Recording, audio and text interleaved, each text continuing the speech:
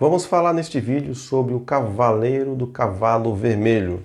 João diz que quando o Senhor Jesus rompe o segundo selo, ele vê um cavalo vermelho e o que estava sentado sobre ele foi dado que tirasse a paz da terra e que os homens se matassem uns aos outros e foi-lhe dado uma grande espada.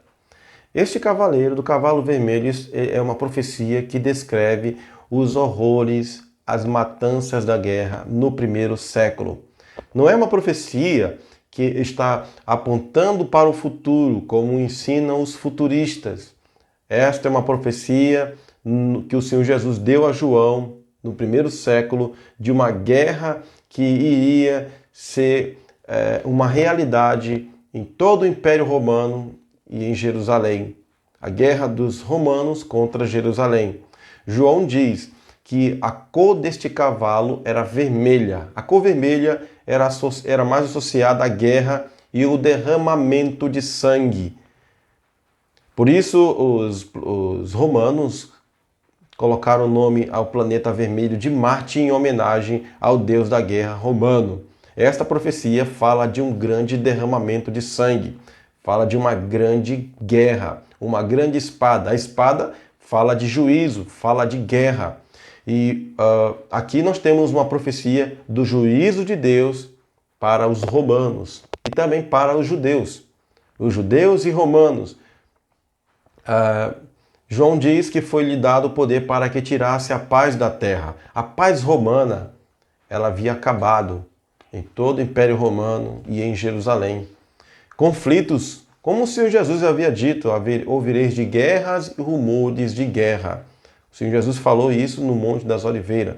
E agora, aqui em Apocalipse, nós percebemos detalhadamente que esta guerra foi terrível.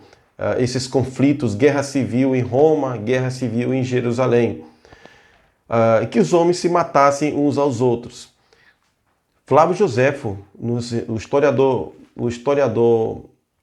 Flávio Joséfo nos diz que quando os romanos estavam do lado de fora, em Jerusalém, cercando a cidade, o cerco, que durou mais de 2 anos, esse cerco, ninguém entrava, ninguém saía. Enquanto os romanos estavam querendo entrar em Jerusalém, do lado de dentro de Jerusalém tinha uma guerra também, uma guerra civil, judeus contra judeus. O Flávio Joséfo nos conta isso. E também no Império Romano havia guerra civil. Quando o imperador Nero ele se suicidou, ele morreu, o Galba foi o que sucedeu ele no império como um imperador, como um rei. Não demorou muito tempo Galba no poder como imperador, pois havia outros homens também querendo chegar ao poder. Otto, Vitélius, Otto, com todo o seu dinheiro, a sua riqueza, ele começou a fazer suborno. Ele subornou a guarda que protegia o imperador Galba a matar, e ele conseguiu fazer isso. Galba foi morto pelos seus próprios soldados. E então Otto chega ao poder e não governou muito bem, não começou muito bem, porque ele havia gastado todo o seu dinheiro no seu suborno para chegar ao poder.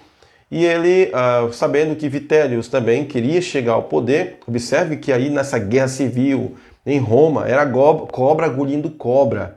Os homens estavam se matando uns aos outros. Vitélius marcha em direção a Roma e Otto percebe que não vai ter nenhuma chance de ganhar esta batalha e se suicidou, tirou sua própria vida. E aí Vitélius assume o poder. Mas não demora muito tempo, Vespasiano foi declarado imperador de Roma pelo Senado, pois ele havia saído para a batalha contra Jerusalém, conforme diz o cavaleiro do cavalo branco, e saiu vitorioso e para vencer. A sua coroação, a declaração de ser imperador foi resultado dos seus triunfos nas batalhas. Vespasiano estava tendo sucesso no campo de batalha, marchando contra Jerusalém. Ele conseguiu acabar com as resistências dos judeus, cujo líder era o próprio Flávio Joséfo.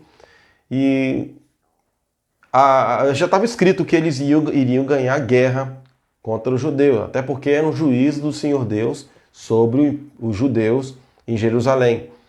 E Vespasiano foi declarado imperador de Roma e Vitélius foi morto pelo povo e o seu corpo foi jogado no rio Tibre. E essa profecia do cavalo vermelho descreve a matança nas guerras civis em Jerusalém e em todo o Império Romano do primeiro século. O mundo todo, naqueles dias, o mundo todo, que eu digo, Jerusalém e todo o Império Romano, estava em colapso. Como o Senhor Jesus falou, que as estrelas cairiam, o sol perderia seu brilho, o céu em colapso, né? A queda dos governos, a queda dos governos. Então, foi dias terríveis, dias de angústia, de tribulação, de grande derramamento de sangue. E à medida que nós vamos estudando o Apocalipse, nós vamos vendo detalhes e muitos detalhes profundos que o Senhor Jesus revelou a João para os cristãos do primeiro século. Não se trata aqui de uma guerra dos nossos dias de hoje, mas uma guerra que já aconteceu, já se cumpriu. É errado quando nós tiramos esses versículos do seu contexto e aplicamos para o nosso contexto. Nós estamos ignorando o contexto histórico, o contexto bíblico, estamos ignorando e quebrando todas as regras de interpretações bíblicas.